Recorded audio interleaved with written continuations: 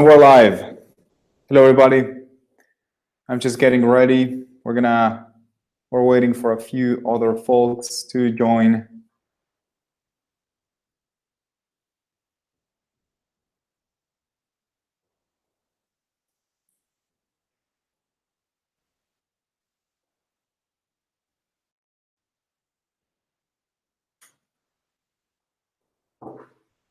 We're also waiting for a few other remoter students. I have a few of things here. I have a few fruits that we're gonna predict. We built a really simple neural net, convolutional neural net, and we're gonna use. We took a couple of pictures. I'm gonna show you everything, of course, in detail, but it predicts our own based on our own data. So we are also going to use the image net, neural net, or actually the data where we're going to actually use the neural net created by Google. So we're also going to predict objects like scissors and I don't know, a cup.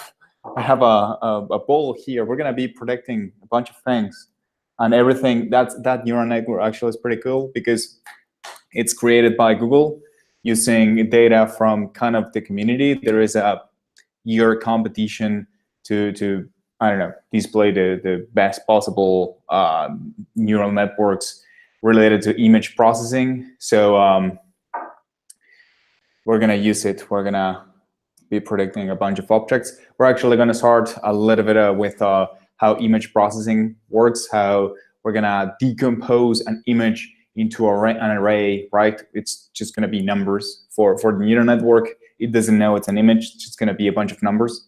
So we're going to decompose an image into these arrays, and then we're going to be predicting again our fruits and our objects. So we're going to keep an eye on the channel, right? The Slack channel. So I'm going to use the Slack channel. I don't know if you guys have joined already, but gonna send the link. Give me 1 second. I'm gonna post the link. Where is it?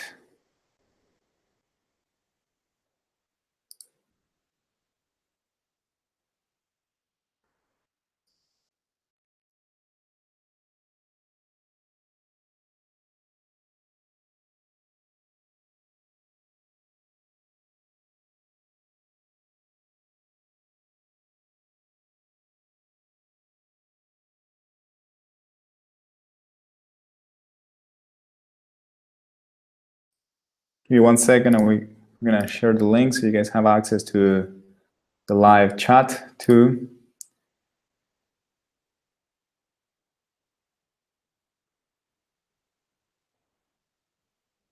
There you go. So hello. There you go. And here, that's our free Slack. So of course, this YouTube chat works, but if you use the Slack channel, it's going to be a little bit easier for us. So nothing. We're kind of ready to start. There we go. We have a few new folks. What else can I send here? So I can send this chat. Can I look for Apple? We could classify emojis. I have here Matthias, who is actually the creator of these machine learning models, and we're always trying to come up with ideas of fun things to do. One interesting thing would be to classify different types of emojis. You know that, for example, Google Hangouts, Google has these creepy emojis. They are pretty awful. But Apple has their own, and Facebook has their own, and Twitter has their own. So the same emoji, right? We can write a quick neural net and classify the expressions of them. It would be kind of fun. All right, so let's get started. And for those that are just joining, Pillow, we're pretty excited because we built a couple of new interesting things. We will be showing you how image processing works with Python, and we're gonna show you how is that link between the raw image you're taking with your camera, with your cell phone, etc., how you're gonna fit it to a machine learning model. So we're gonna use a couple of different machine learning models. We're gonna use a really simple one, which has a great use case. I'm gonna show it in a second, where we'll be extracting dominant colors out of pictures.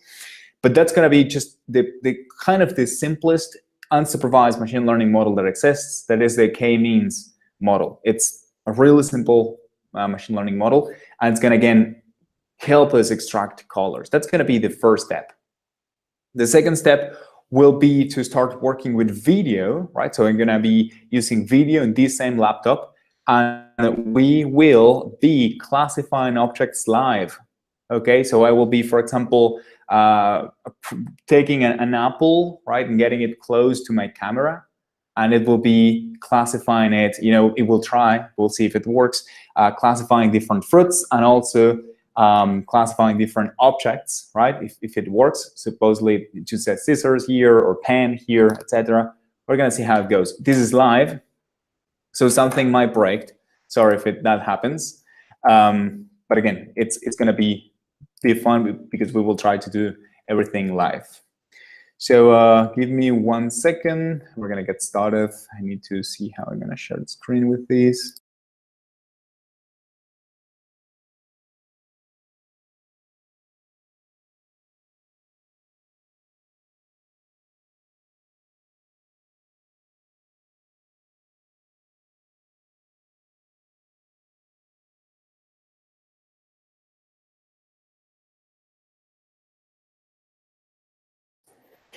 All right, so first things first, this code is all live and open source. So in our Slack, you guys will find the code for that. It's already posted. And the idea is that we will be walking you through these notebooks. You will be able to reproduce them. You will be able to train them with your own objects. Okay, so for example, the fruit examples, I've trained them right here, right, with this background and all that. So if you try classifying images later, tomorrow, in your own home, maybe it doesn't work because I have just trained it with like 10 different pictures. But you can reproduce it. You can create your own images. You can, instead of using fruits, you can use other types of objects. You can add more classes. In this case, we've decided only to show 4 different classes. You can add more if you want, because again, it's just a demonstration. So you will be able to reproduce all this code. But of course, we're going to do a good walk through these steps. So let me actually get started. I'm going to share my screen. Hello, Tom. And Caleb, how are you guys? There you go. Caleb, Tom, you guys will be able to help me if you see that something is going wrong. So our first step will be understanding how images are represented digitally and how we can pull that information, how we can manipulate that information using Python. I don't know the background of all of you in terms of programming, but you don't need to know a lot about Python to understand these concepts. We're trying to keep them as simple as possible, but also we try to keep them in a way that you can use it. Okay, you will be able to apply this same knowledge. In Python, there are a couple of really important libraries for data science in general. One of them is NumPy, which is an array processing library. It will let you process arrays in a really efficient manner. Okay, so we're going to use this NumPy library along with matplotlib. That what it does is just help us plot things in these Jupyter notebooks that we're using. I don't know if you guys have these Jupyter notebooks running locally. All right, that might be a little bit hard to get going. We're gonna actually release a guide on how to set up these notebooks locally in a couple of days. So hopefully you're gonna be benefited out of these. And at some point we want to release these also as a service. So if that works, it might be good too. We will also use this OpenCV library that it's actually a C library. I think it's C/C++. It has a bunch of code from C and C++. But there are bindings for Python, and this is a way more advanced library only intended for computer vision. Right? So it will let you manipulate your camera. It has algorithms already built in, optimizations algorithms. It's simple to parse images, to resize them, to, I don't know, convert them to grayscale, to change the channels of their colors. You guys can do a ton of things. And actually, to be honest, we personally, we feel like we're always scratching the surface with these libraries. There are so many things that you can do, but it's really simple to get started. So to get started, in this case, what we have is how is a color represented, all right? Or what is color?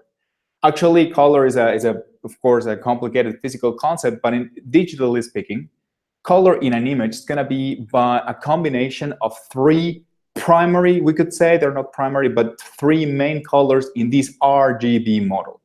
There will be different models, right? Different standards to represent colors digitally. Different platforms might use different ones. Kind of a ubiquitous standard today is using the RGB one. So color is just a combination of three different variables. Pretty much all the colors that you can see in your screen are a combination, again, of a combination of red, green, and blue. Okay, and combining the intensity and the light of each one of these colors, you can, of course, access. I don't know. We have the count there, but of like 255. A really large set of numbers. There are different. There are other color modes. There are also, for example, we have also alpha channel, and there are a few things that are a little bit more complicated. But just to get started, again, if you think about color as a combination of red, green, and blue, right? It's enough to get us started. So here, for example, what you will be saying is any color. So you have, I don't know, think about your favorite color. It can be expressed as a combination, again, of red, green, and blue. And in this case, I'm just showing you how, for example, looks the red color. It just has this is bad. Actually, it should be 255 here and 0 here. And also blue is bad, but you guys get the idea. So again, from 0 to 255, you have to define the intensity of each one of the components of your final color. In this case, we have that red is 255. It's the maximum possible value, again, from 0 to 255. Green is 0, and B is 0. And actually, if you guys look at the source code of this notebook, what you will see is just simple HTML/CSS that you can actually tune to change the color you're using. So for example, let's see what happens if I add, I don't know, 120 here and 38. I'm just making it up. We're gonna see kind of an orange color because it has a ton of it has a ton of red, has a little bit of green, and it has some blue. So the final result is again this orange that we have right here. So again, many colors, not all of them. Many colors, the ones we see that we kind of can see with our human eyes, can be represented with this combination of 0 to 255 of red, green, and blue. Right, so here we're showing you, a couple of examples. In this case, we have 255.00 gives you this red color. 0.255.0 gives you the green color because the green channel, we can say, the green component is at the top. It's at the maximum value, and both red and blue are 0. And finally, blue in this case is also at the maximum. So that's why we have a blue here. And just again to try it out, I draw gray here. You guys can again change this thing. We can add a little bit more green, and we can add a little bit more blue, and we're gonna drop the red channel. We're gonna see, there you go. There's another color we get, and actually this too green, so we can change it. And again, you can generate a bunch of colors just by the combination of these three components. And this is gonna be kind of the objective or the way to generate more colors, right? You are tuning these three knobs, right? You have, and you will be creating different colors. If you move to the if you increase the number of red and you increase the number of blue, you get to this point, right? If you increase the number of green, you get to this point. So it's again like this cube that you're creating for each color by tuning those knobs. What is an image now? An image, it's just, and you probably know it. If you've ever seen a pixelated picture on the internet, you know, you say it needs more JPEG, right? Classical meme. It's an image, it's just a bunch of different pixels that represent colors. Okay, so even the camera with the highest quality ever, it's gonna be just a bunch of pixels, sorry. It's a digital image. It's gonna be a bunch of pixels representing color in each one of them. So in this case, this image, right here, it has white, it has a kind of brown or a dark yellow, it has white here, it has a lighted yellow right here. So by combining these colors, we get the final values represented in this image. So how are you gonna represent these images using Python? We're just gonna represent them as a matrix of X pixels high by Y pixels wide, or actually the opposite, right? X pixels wide and X pixels wide and Y pixels high, right? That's gonna be our image. And each one of those points, it's gonna be a color pixel. But as we saw, each one of these color pixels is represented by 3 values. So these pixels that I have right here, for example, the first pixel of the blue drop, it's gonna be the pixel in position, I don't know, 1, 2, 3, 4, 5, 1, 2, 3, 4, 5, I don't know, 6, 7, 10, 12, right? It's gonna be 5, 12, and that pixel by itself has 3 different colors. So we're gonna use kind of a matrix. This, if you guys are getting started with programming, it might be challenging. It's how you represent the kind of matrices or nested lists within Python. But in this case, you can think that you have a matrix, right? Let me just show it to you. There you go. It's a simple image that it has 2 pixels by 2 pixels. That's it. And each one of these, of course, is a pixel. And actually, if I show you the colors, there you go. So this is when you turn this 2D image, it's just 2 dimensions, into kind of a 3D image, right? Because you have each pixel, right, each pixel is by itself, it's not a flat structure, it's by itself, it's another vector, right? So that's when you have, in this case, 2 rows by 2 columns, right here, 2 columns, but itself, each one of these columns is represented as another vector, okay? So from the simplest image, that it's this one probably, right, just a 2 by 2 image, to something like a full HD, I don't know, what's the best mobile phone out there, the one that is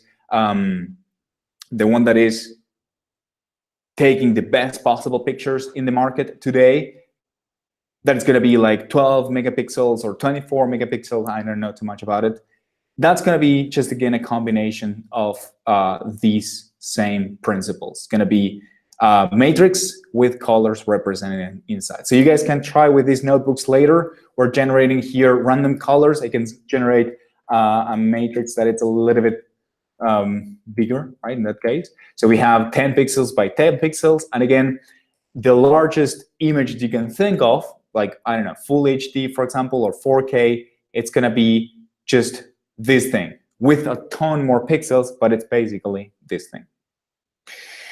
So what we will be doing now is start working with this OpenCV library, and I'm going to show you a couple of things we can do. The first thing is that we're going to use an image here that I actually have it. Where is it?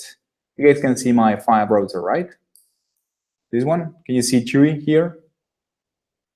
Yes? Okay, I can't hear anybody, but it's fine. This one, right? It's going to be read. I just read the Chuaka image, and it was read as a simple NumPy array. And actually, it's a NumPy array of, and I can show you guys here the information of this, well, in this case, it's a little bit larger. I think we're, oh no, it's fine. 700 pixels by 393 and 3 dimensions, because these is going to be the color. This is going to be the interesting thing. Each pixel is represented by, again, 3 different components. And now I can show you this image, the one that I have just imported.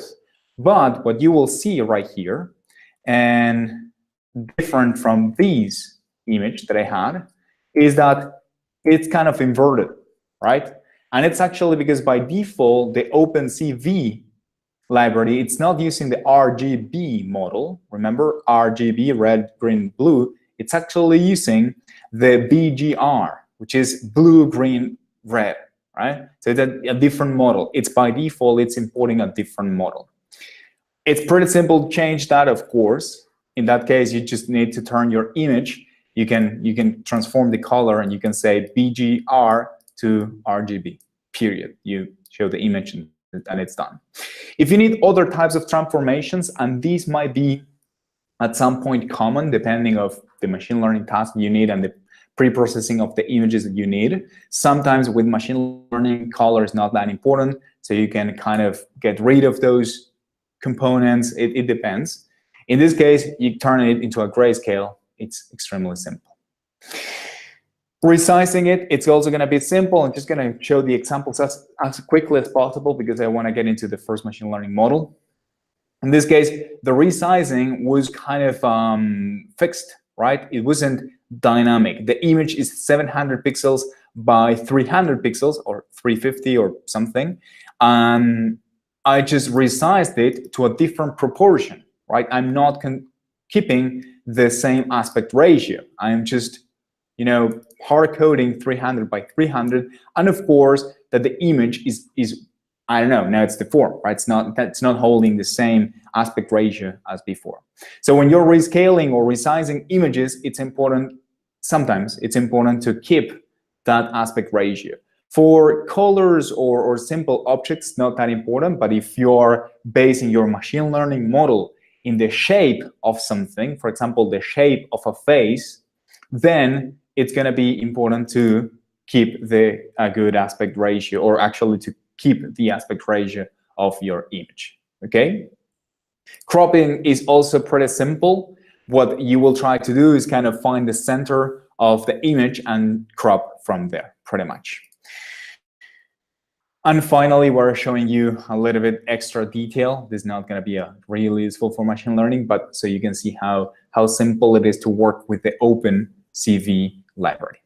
And now we're going to get to the to the first machine learning model of the night, which is the color detection model. All right, so we're going to take an image and we're going to detect the dominant color. We say we're going to try to extract 5 colors out of the image. So to get started, I'm going to load the Scikit Learn library. It's a really good library for machine learning, especially for education. So when you're just getting started, the Scikit Learn library rocks. And we are going to use the k-means algorithm. It's a non-supervised machine learning algorithm. I don't know if you have this background, but in machine learning, you have supervised, you have unsupervised, and you have something in between that it's reinforcement learning. In this case, k-means is unsupervised, okay? And what k-means is going to do is you're going to give it a bunch of data, and it will try identifying groups by itself without you expressing anything about that data. The best possible example is a recommendation system. So for example, Netflix or Spotify. Netflix or Spotify, for example, has 1 million users, more than 1 million, but has a ton of users. And what it wants to do is kind of group those users by similar interests, right? Trying to find matches in terms of what the user likes so they can recommend things to each other. The way it's going to do that, Spotify is not going to analyze each user manually. Let's going to say, I don't know, this person likes this artist, and we're going to put it in this table, the rock table, and this other person likes blues, so we're going to put him in the blues bucket. because that would require a ton of human work. You have to see the artists that they like, and you have to classify those users manually, saying this person is listening to B.B. King all day, we're going to put it in the blues bucket, and these guys are listening to Led Zeppelin all day, so we're going to put it in the rock bucket, right? That's going to take a lot of manual work. So the unsupervised learning mechanism, what it's going to do is you're going to just throw the users to the model, and the model is going to figure out different groups out of that data. So it might, for example, it's going to group me and someone else in the same group. And it's not going to make any judgment. It's not going to say, I grouped these guys because these two guys like blues. No, it's just going to say, hey, these two users are really similar. They're in the same cluster. That's it. You can, of course, then do a little bit of analysis and say, okay, let's actually see what these users have in common. But the unsupervised learning method is going to work by itself. It's just going to find those groups by itself. So let's get started here. I'm loading Scikit Learn. I have a utility function that it's the RGB to hexadecimal. As you guys know, you can represent RGB to X. If you've ever worked with CSS of HTML, you know it already. And we're actually we're gonna define this machine learning model, which is extremely simple. The first thing we're gonna do is load the image. With that image, we're gonna, as usual, transform. Remember that OpenCV is loading it as BGR. We're gonna turn it into RGB. From then, we're gonna resize it, and this is a really important step. Remember that a picture or an image was this matrix of X pixels wide by Y pixels high times 3 for each one of the pixels colors. So if you guys don't resize your images when working with your machine learning models, it's going to take a lot of time to train. All right. If you have a ton of processing power, you might decide not to resize them. That's great because you are not losing any sort of information. But in this case, we are actually resizing them. Once we've resized and pretty much everything right here, everything here is done, what I'm going to do is create a k-means Scikit Learn model. And this is pretty fun because out of these, let me just show it to you. I'm going to run it again. We have the images kind of preloaded, right? So you guys can load these notebooks and run the examples. It might find different results, by the way. Let's see if it does. So if you keep an eye on one of these colors, it's going to find a different result. Well, in this case, it didn't. There you go. So it has a different result because the clusters are created or they are initialized randomly. Okay, so you might find you will actually find different. Probably you will find different results. So the machine learning model, the one that it's extracting the colors out of this picture, is pretty simple, and it's only these two lines right here: creating the model and putting the and fitting and predicting. It's kind of a combined method. And in our machine learning classes, actually, we have a notebook in which we run our students through a bunch of machine learning methods, and they are all as simple as you see right here. It's creating the model with a given parameter. It's important to define how many, in this case, clusters we want, and then you're fitting it.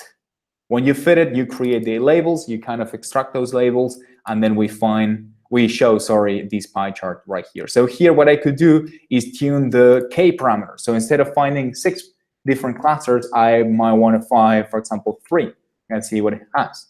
There you go. So these 3 are the clusters that it found. And here we can try K equals 3 to, there you go. So this was the first machine learning model applied to images. And as you guys see, it's extremely simple. The machine learning model, sorry if I'm disappointing someone, just 2 lines, literally, and you have it working. This is actually, sorry, I have someone with a little bit of background noise. Ryan, can you mute your mic? Thank you. You can, of course, unmute it if you have any questions. Ryan, Tom, can you guys keep an eye on if you see questions, just in case? And let me know if there are. So, guys, as I was saying, the machine learning model is extremely simple. The power, the magic happens especially in the image processing part. Okay, reading the image, transforming it, resizing it, etc. Okay, everything else is fairly simple. We actually came up with this model by working with a friend company. They needed to classify clothes based on color, right? So when you're shopping, right, you can let your users filter something like greens or reds, or I want a blue shirt, right? You could manually tag each piece of clothing manually, or you can train a simple machine learning model. It's going to work for you.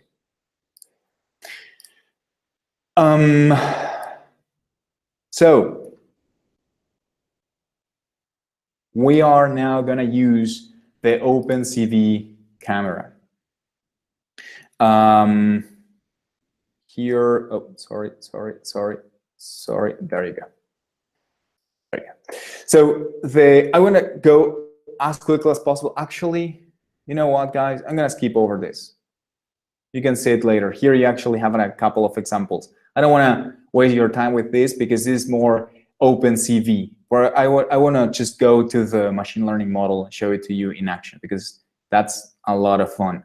But basically, this OpenCV model, actually I could run it. Let me see if, yeah, no need. What it's going to do, it's going to spin a new component in your machine that is going to turn your webcam, and it will let you capture video out of it. We're actually selecting the camera right here. If you have more cameras, you can change this integer to select other ones.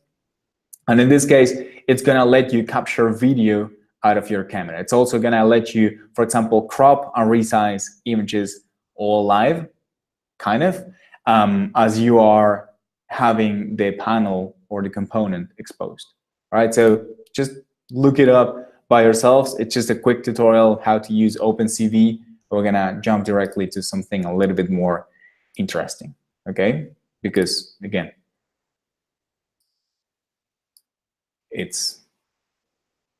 So, well, this is pretty much the same thing. More camera. Again, now that we've created this for you, it's going to be a lot easier, okay? So this is usually, it does require a little bit of work to get it running. So you can use this notebook, the number 4, to generate objects, photographs or pictures out of your objects on your own. So we're gonna skip directly to our first deep neural network of the night. That it's gonna take me, how much time do you guys think? Actually, I'm gonna tell you what it does. And I think I can just spin it. Yes, this thing is working. So I'm gonna get this thing running. Let me see when it starts. Thing. There you go.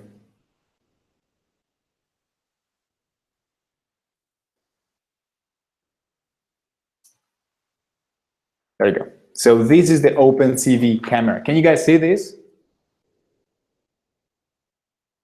Yep. Thank you. So it seems like I'm a chihuahua. I don't know how fast you guys can get the updates of the camera, but I'm gonna start approaching with objects, and we're gonna see what it says. Okay, so I'm gonna approach with with a pair of scissors. I haven't tried scissors, so I don't know if it has it actually trained. Let's see. Not working. Letter opener. No, it probably doesn't have a scissor. Let's try with a ballpoint or with a pen. Let's see if it has it. Phone and pens, ballpoint, phone and pen. There you go, phone and pen. It's pretty good. I mean, the models are, of course, are not perfect, especially with the way I'm running them, but it works. Let's see if I have here, I don't know, the remote of our AC. Let's say what it says. I don't know if it has a remote control. There you go. Can you guys see it? Remote control. Pretty cool, right? It's giving us the probability of having that object. In that case, given the resizing that we're doing of images to have this workshop running live and to be simple, the probabilities, as you can see, are pretty low. But again, the class with the highest probability is the correct one. It's a remote control. Let's see my water. Let's see what it says about my water bottle. Water bottle, there you go. See, 76% water bottle, it's working. So what about my phone? I'm just getting excited about it. I'm gonna spend the whole night looking at pictures, to be honest. There you go, iPod, cellular phone, perfume. No. See, it actually has iPod classes, pretty fun. So again, I could keep trying on objects. Let's see a cup. I haven't tried this one. Picture, coffee mug, yes. There you go. So as you can see, this thing is working. By the way, when you run this camera, look at the comments we provided. So for example, to quit the camera, you just need to press the Q key. That's it. It's gonna quit. So how is this thing going to work now that you guys saw it in action? This model, or this machine learning model, is actually, we're gonna look for ImageNet right here, is a neural network, a deep neural network that was trained by Google. You guys can Google Inception v3. It's a neural network that is already created by Google, and it's pre-trained with the ImageNet dataset. And what is ImageNet? It's a huge dataset of images that it's part of a year competition. You know, in this case, it has 14 million different images. And I think these are the, no, I don't know where are the classes. I think there are 1,000 different classes.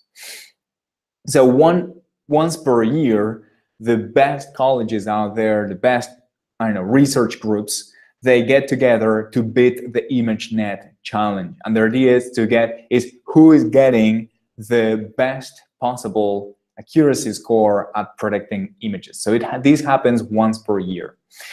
And most of these groups, once they are done with the competition, they are releasing their models as open source models. And in this case, we can just import it with a simple Python import. So in this case, what I'm doing is I'm doing from Keras application import Inception v3. Keras has these. I should have linked you guys to the documentation here. Keras is, I'm sorry, I'm always skipping kind of the introductions. I don't want to bore you with the details. Keras is a really simple API or library on top of TensorFlow and a few other actually libraries. And what Keras does is it gives you a really simple interface to manage, to create neural networks. And it has already some models already created. So all these ones are already created. And these are usually from that ImageNet competition, some of them at least.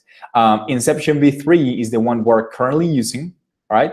And you can tune the arguments, you can change the weights. So there are different actually weights or kind of pre-trained weights that you can get. Another pretty common one is this VGG16 that it was also from an ImageNet competition. It was also released as open source. I think MobileNet too. MobileNet is a really popular one because it's supposedly to be low power. I haven't tried it by myself, but it's low power. So it's one model you can fit and you can use in a mobile phone, for example. So you can use a machine learning model in your phone, and it's supposedly gonna run better.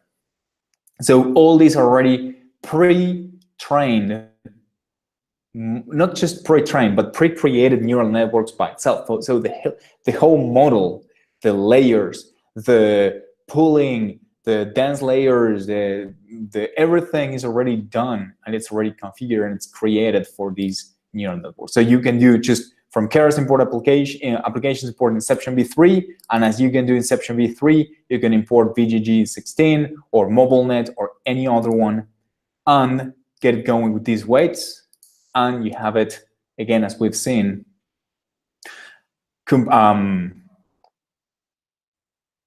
classifying and predicting images live. Okay, so in this case, I am pulling a cell phone image. This one was taken here in this office, and it's actually Matthias' phone. And as you can see, it has a pretty good accuracy score for cellular phone. Let's see what we have. What else we have here? Chewy. No, Chewy, it's not going to recognize you. This one, we're going to try the birds. I probably need to resize it.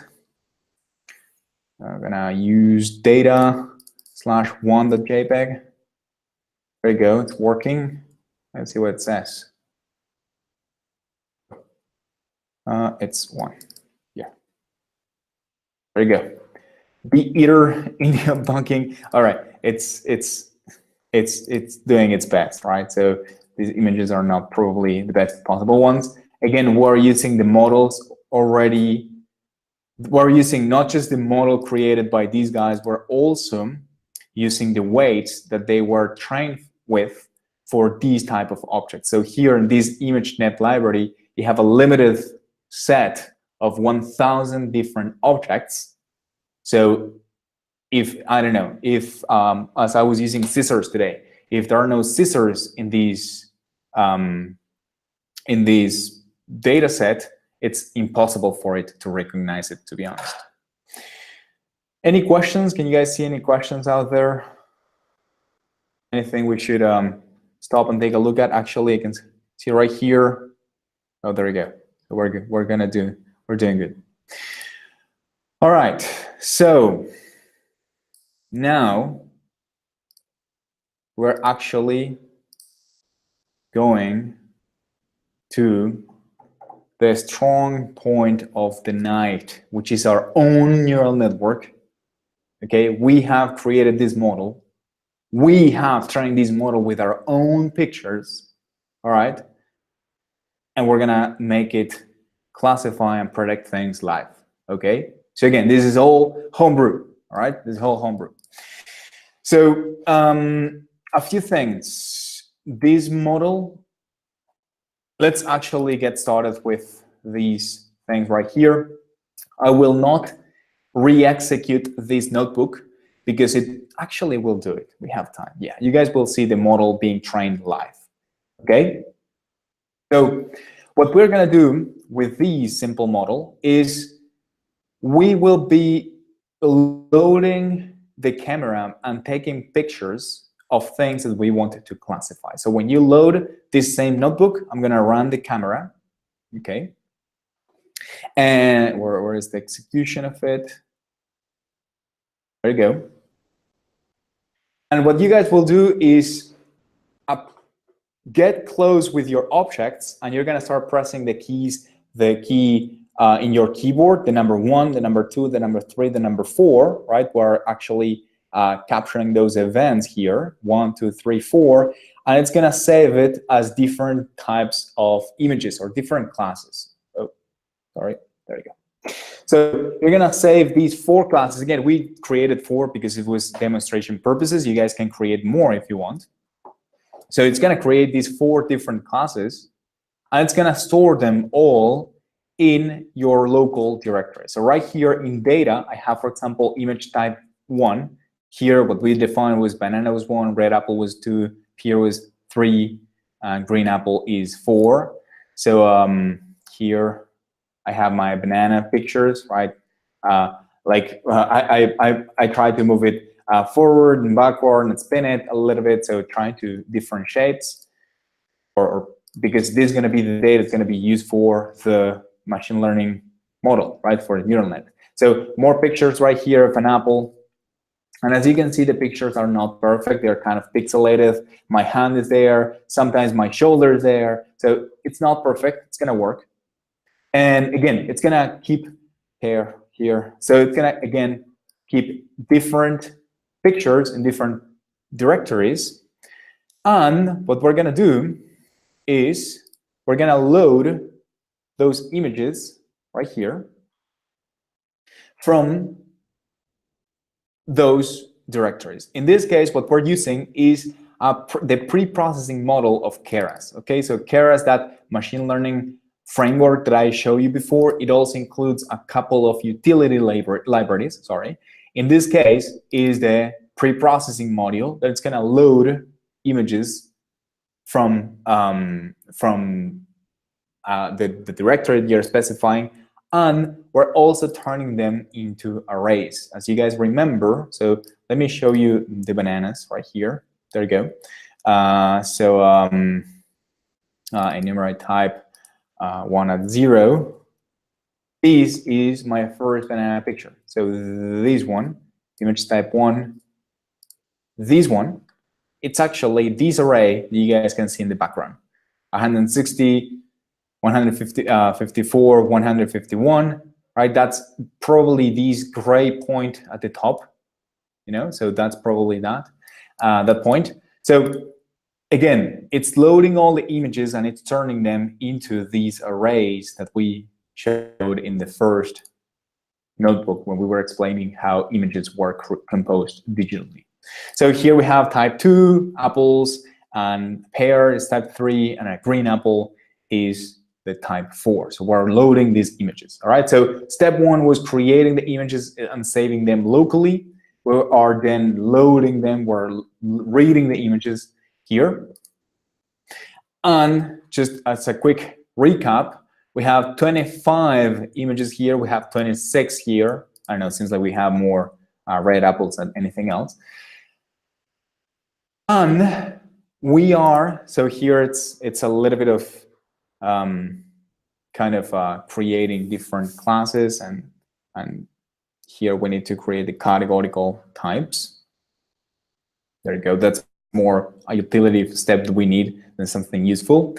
And this is going to be our machine learning model. So we're using Keras, and here I'm gonna increase the size of my notebook so you guys can see it with a little bit more detail.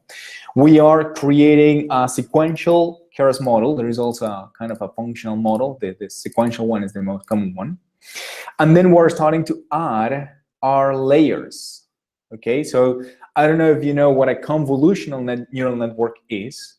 It's not something we're going to explain in just one workshop. It's a little bit more advanced, but it's just a bunch of images one after the other. And actually, we're going to share a few resources with you, so a few blog posts and free resources you guys can use to understand how convolutional neural net is created. But basically, it's going to be this stack of different layers that it's processing that array of images, and it's going to finally predict the final class of your images. So here we have the input, right, has the width of the image, the height of the image, and the 3 different colors we have. And the output is 4 different classes. It can be type 1, banana, type 2, red apple, type 3, pear, type 4, green apple, I think. That's going to be the 4 different types we have. So we're creating the neural net model, right? This is the function.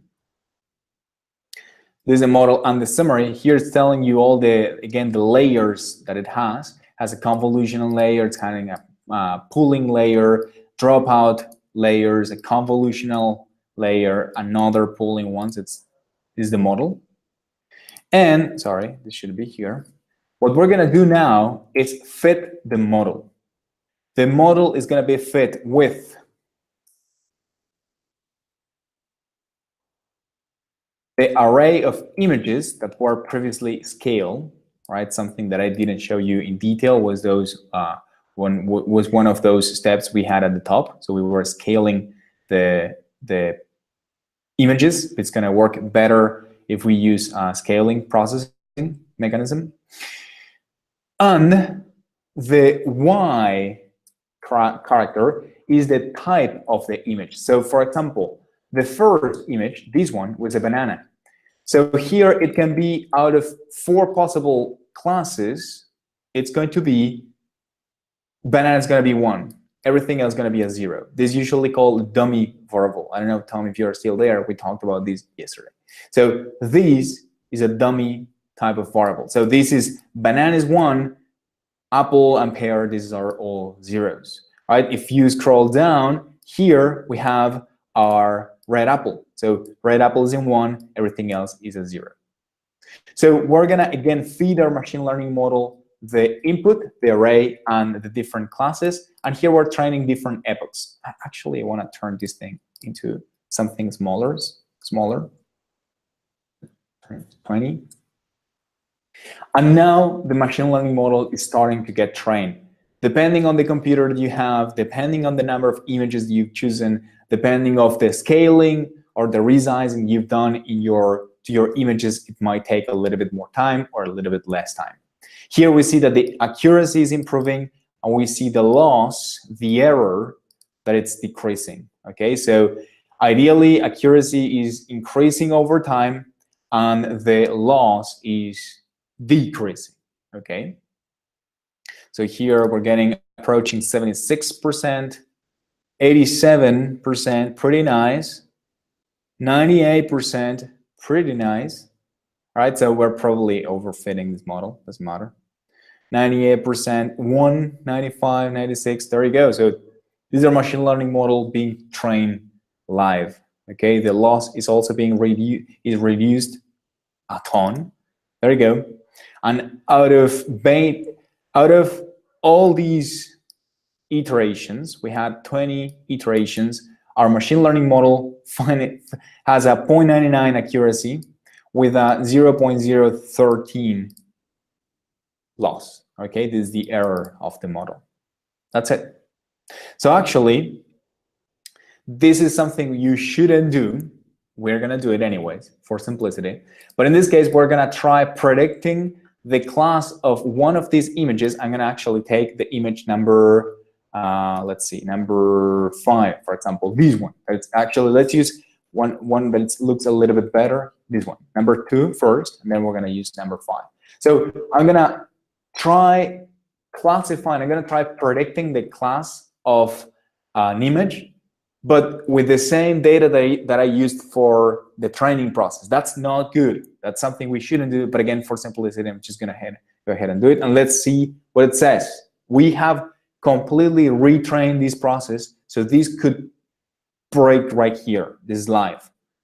There we go. It predicted a banana. It was, again, from our model. Let's see what happens with the image number 5.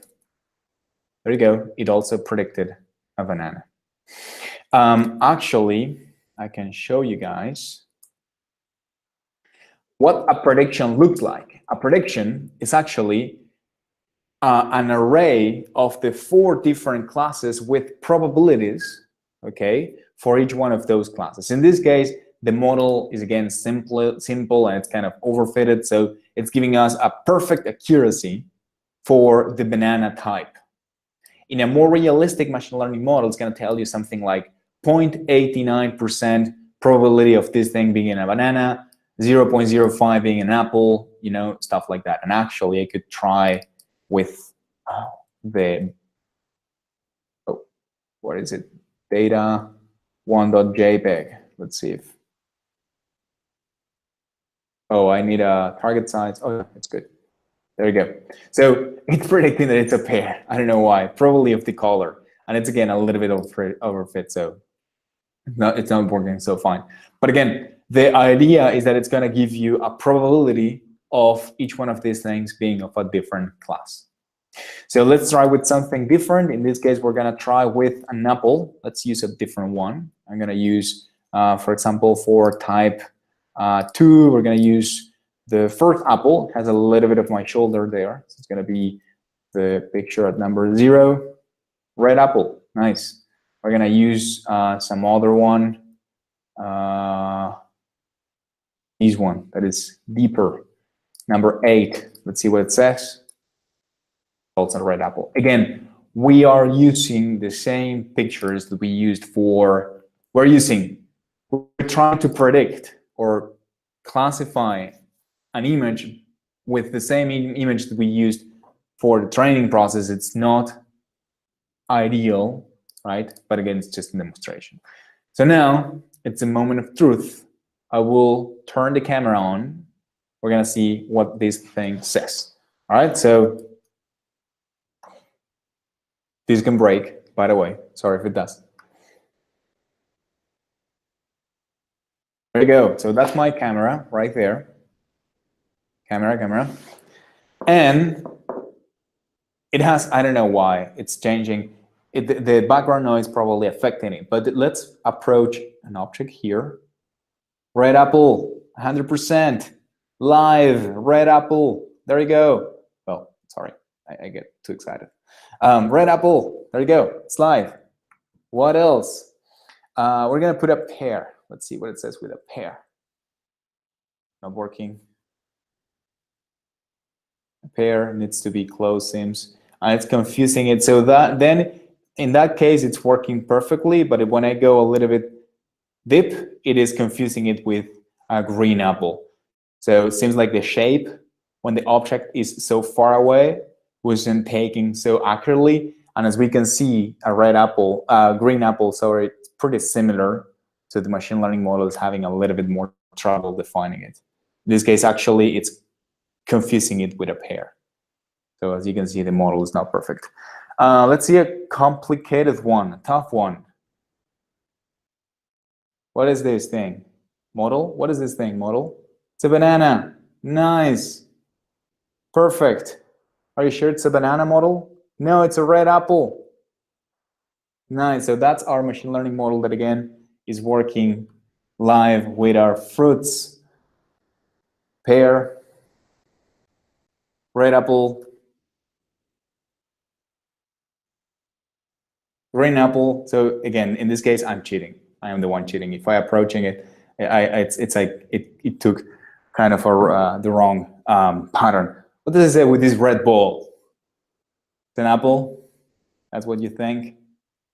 No, you're hungry, machine learning model. You're hungry. It's not an apple. It's a ball. All right. So again, where am I? So my head looks like a pear. There you go. At least I'm not a dog, as it said before. So that is, again, the model working live. Guys, we've trained this model live. We didn't have this plan. I was actually going to use something different, that it's loading the pre-trained model, right? So something you guys can do here, once you're done, is when you have your model, you can, for example, save your weights, right? You can save your weights, all the layers weights on a condensed file. This is a file explicitly used for numeric storage. Or you can save, in this case, you're saving only the weights, the model, where are the model, the layers, they are not saved. You have to reconstruct this thing. Or you can actually save the whole thing. In this case, we can save the whole thing. So model.save, it's going to save the model with the model architecture, all the layers, and all the model weights, plus the state of the optimizer, right? If you want to keep training it later. So this is pretty fun. Okay, you can train, save, right? And make the training process in different stages, right? Or steps. So once you save your model, and my model right here is stored locally, it's right here, fruit CNN model. In this case, I have the weights also, in case we need to create it. Once you have the model, you can actually import it. The low model with that H5, the summary, it's pulled. So this is a different notebook, okay? This is pulled from my hard drive, just pulling the model.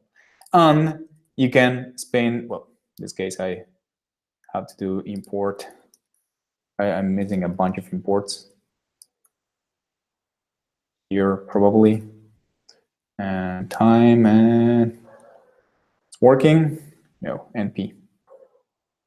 Import pi as NP. There you go. Restarting the notebook.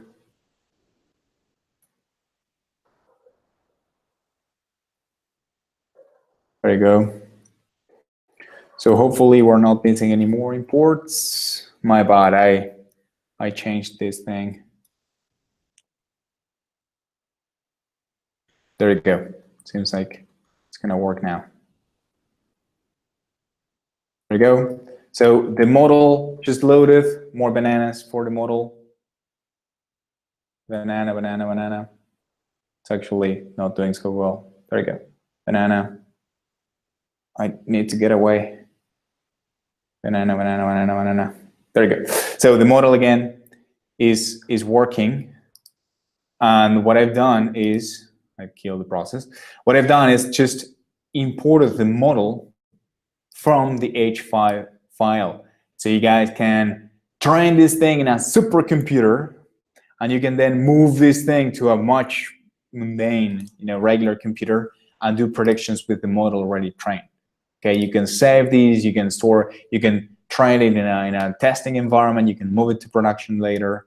This is the beauty of these models that, again, can be saved. You can do the same thing with the Scikit Learn model, by the way. We didn't show it just because it's not necessary. All right, so questions. I have the chat right here.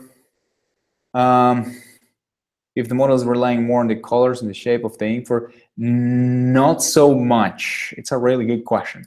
So what you guys will learn when you get into the convolutional neural net world is that actually there is a big difference between based on the different layers that a neural net model has.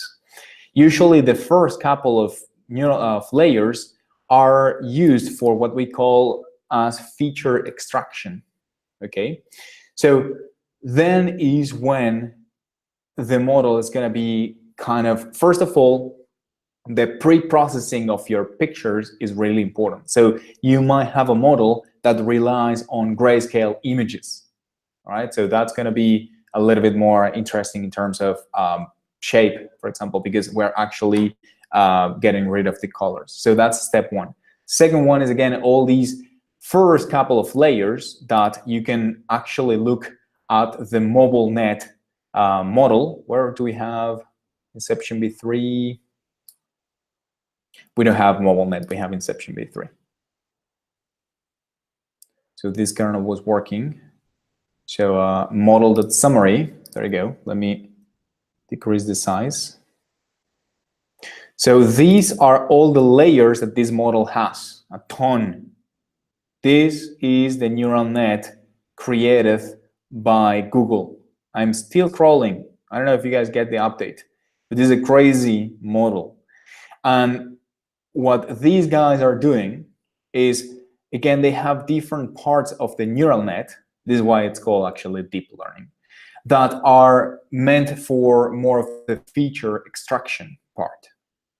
So some of those layers will be extracting features, and you can actually use those pre-trained models, all right, the feature extraction models for later. It has kind of the optimizer, the classical gradient descent you guys have probably seen already. It's kind of pre-trained. It has found a good spot to keep resuming the training when you feed your own layers. But again, answering your question directly, it's usually really hard to understand how these models are working because these are deep neural nets. There is no deterministic, there is nothing deterministic behind it. It's actually starting in a random point and it's optimizing from that place. So it's really hard to understand what they are doing. Usually, if you need a little bit more color, if you need a little bit more shape related, or the distance to the camera to the object, stuff like that, you will need a little bit more pre-processing.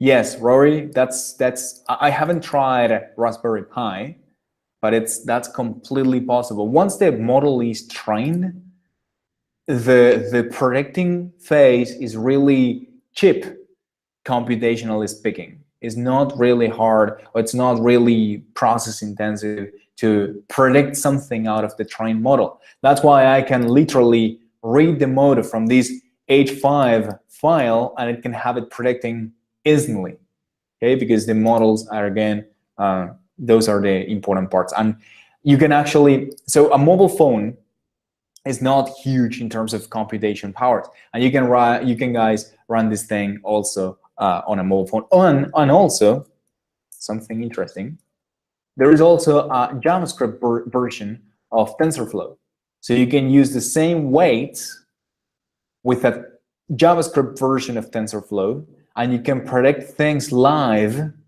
your websites. Hey, this is huge. This is pretty intense. So again, once the model is trained, everything else is simple. Training is expensive. So people, any other question? How was it?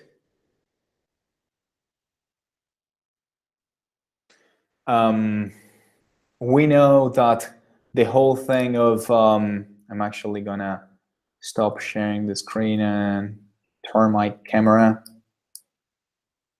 There you go. So we know that the whole neural net part is a little bit challenging, and it's hard to understand, to be honest. Myself, I am scratching the surface and understand the internals, everything, but get to the point to, for example, what Inception v3 is doing behind the scenes. It's really complicated. I mean, there is a lab at Google, you know, really smart PhD people working on these models. So what we want to say here is that you can get this thing going. You can use these models right now.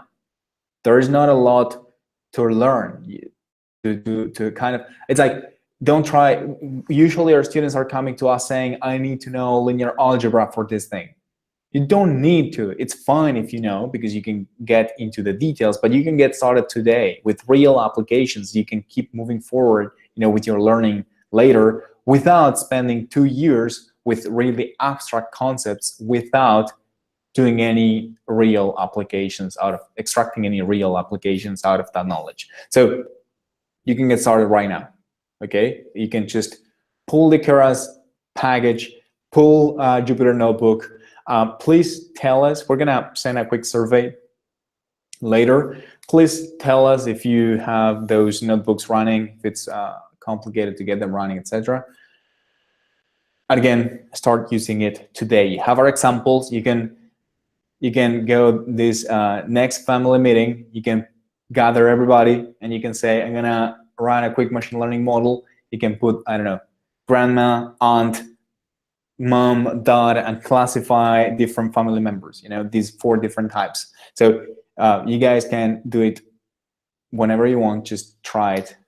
That's the objective of this workshop. Give you resources so you can get started right now. Any more questions, anything before wrapping it up? Ryan, Tom, what's up, guys? Hey, that was awesome. Good. Yeah, thank you, man. Thank you, man. Welcome. So Ryan and Tom here are the guys that can lecture us in terms of the more technical terms and details. Not at all. Not at all. Yeah, you can. So see you around. And Rory, best way to follow the team, just, you know, the YouTube, the Slack. We're always trying to share resources and keep you guys posted in this case.